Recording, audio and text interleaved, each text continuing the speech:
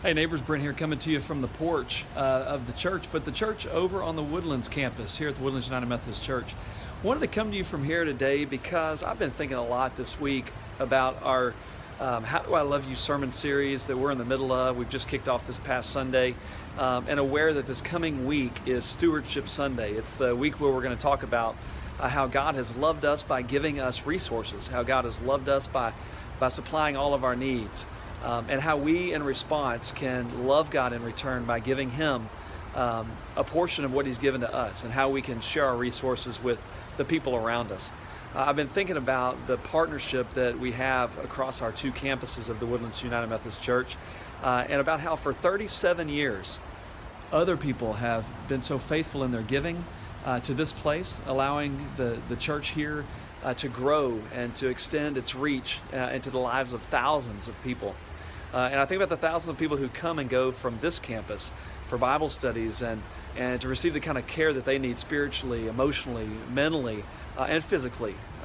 The meals that have been served in this place, the receiving of contributions that could be then turned right around in times especially like Harvey. And I think too about the way that the generosity of the people on this campus has made room, has made space, has made possible the ministry that we launched there on our Wood Forest campus back in January of 2016. And I'm thinking of some words that Dr. Rob spoke on a video last week, that to whom much is given, much is required. Another way to say it might be, to whom much is given, much is expected. And I think about the folks who have become the church at Wood Forest, those of us who worship on the Wood Forest campus, who have called that place home. Folks who just 3 years into our existence are already getting excited about moving into our first building. I'm aware that none of it would have been possible had it not been for the generosity of people who dreamed and prayed and were faithful and courageous long before we even existed. And I think about the way that I showed up as a pastor to be able to fulfill my call, to fulfill the vocation that God had created me for.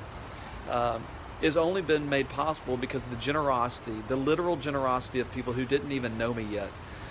Folks who believed that for God to do wonderful things in their midst, sometimes it requires our faithfulness and giving of our own resources. And so as your family is gathered around itself praying about how you would financially contribute to the ministry of our church this stewardship season, as you think ahead about this coming Sunday when we'll have the opportunity to bring forward our stewardship cards, our promises, our contributions, our answer to the questions of what has God called us to give into the life of kingdom building in this place. I just want to encourage you to be thinking about it in this way, to be asking yourself the question, not how much of my money, how much of my resources should I be giving to God or giving to the church, but how much of God's money, how much of God's resources, how much of the bounty of what God has provided am I going to keep for myself? That's really the question that I'm asking myself this week, and I pray that you'll be asking the same.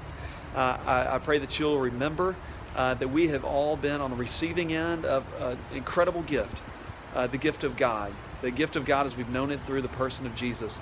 And I'm grateful that we get to be a community of people who band together, as that early church did, sharing all of our resources, sharing all that's been gifted to us, so that others, that all might have what they need, that the grace of God might be given to us, and then it might be given through us to the rest of those who are waiting to receive this love of God. I'm looking forward to being with you in church on Sunday at 9:30 and 11, and I pray that you are already excited as well. We'll talk to you soon. Have a great rest of your week. God bless you. Bye-bye.